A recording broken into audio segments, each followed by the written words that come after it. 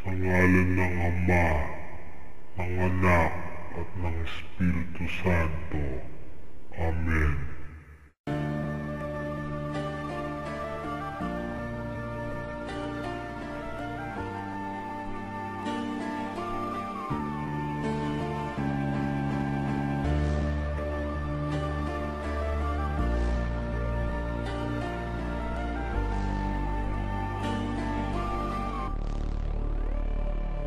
Sa aking utak, di ko alam ano ba ang nagsulak upang tumahak sa landas kung saan ako napahamak. Abang lasing sa alak, ang ako na may umiiyak. At ang tanong niya lagi sa'kin, ba't ka nagaganyan anak? Pinilit kong labanan ang tukso sa buhay ko, subalit sa'kin isipan parang kahirap talagang magbago. Di natututo sa mga nagaganap sa akin boy, nasanay lang maging hangal, masilaw sa material na bagay. Di nakikinig sa payo ng aking ama't ina. Tuloy na akong naging manhid, palagi pang nagmumura tuwing aalis ng bahay. Sakali naghahanap ng away, ang sarili kong libingan, nalos ako ng humuhukay. Tunay na kulay ng buhay, di ko na madama dahil ang galit sa puso binibigyan ng halaga. Mas naisang nag-iisa, mabuhay pa yoko na dahil naguguluhan ang isip, di na alam saan pupunta.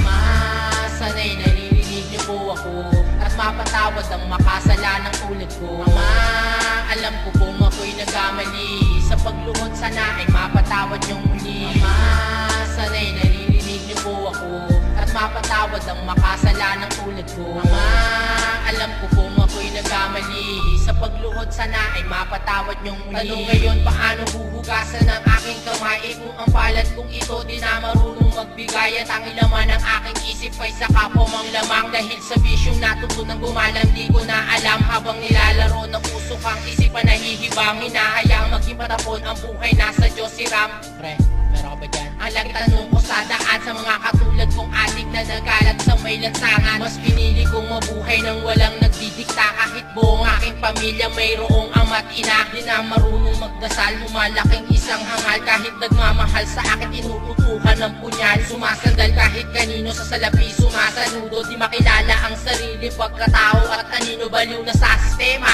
Laging gusto ay pera, hanggang sa mabilanggo ni piso wala akong nakuha.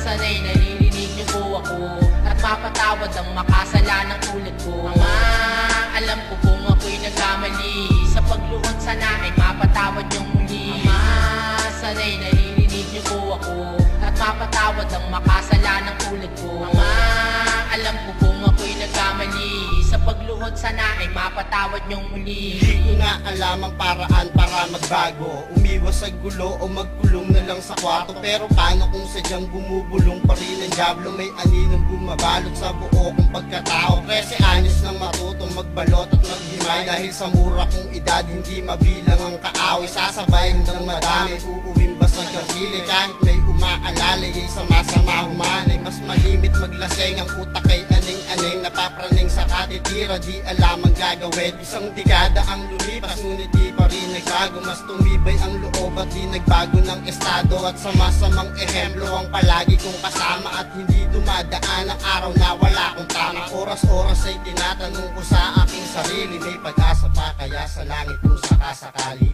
Ama, sanay naririnig niyo po ako at mapatawad ang makasalanang tulad ko. Ama, alam ko kung ako'y nagkamali, sa pagluhod sana ay mapatawad niyong muli. Ama, sanay naririnig niyo po ako at mapatawad ang makasalanang tulad ko. Ama, alam ko kung ako'y nagkamali, sa pagluhod sana ay mapatawad niyong muli.